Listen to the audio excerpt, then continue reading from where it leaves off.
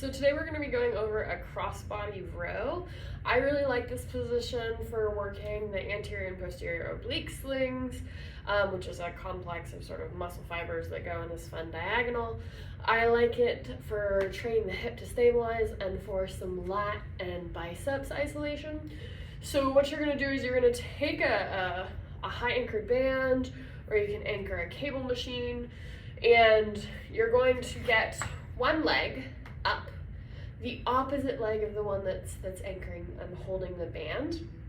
And I want you to anchor the band so it's across your body. It's why it's called a crossbody row. And you're gonna put yourself in this lunge position, sort of a couple, maybe like 35 degrees off of the row, off of wherever your band is anchored. And if you're more here or more forward, that's fine. I just don't want you turning towards the band because we're going for a diagonal to help really feel and engage the lat.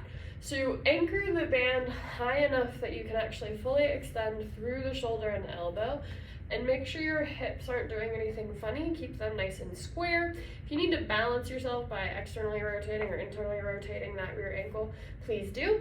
And once you're in this position, right, don't super shrug that shoulder across to kind of keep it packed. And then you're gonna keep your core engaged, ribs down, and you're gonna pull across your body. Boom. And this hip is having to work. This hip is having to work to keep me stable. My lat is squeezing down. Notice that I'm not chicken winging here. I'm keeping it tight. And the other thing that I'm doing is I'm not here or super bicep curled. I'm a little bit in between. And then you're gonna let go and then bring it back across. And I just readjusted my grip there. I don't fully let go of the band. And I want you to think about it's the combination of like all of this is staying stable, and then I'm bringing my elbow to my side and not chicken winging again. And there's a little bit of bicep activation going with that.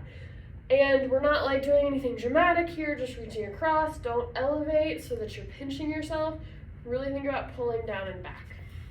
And so what it looks a little bit more like from the side, now my opposite leg is up here, is, right, you can really see how the band is ending up in line with my body. But again, there's not a huge like bicep curl motion.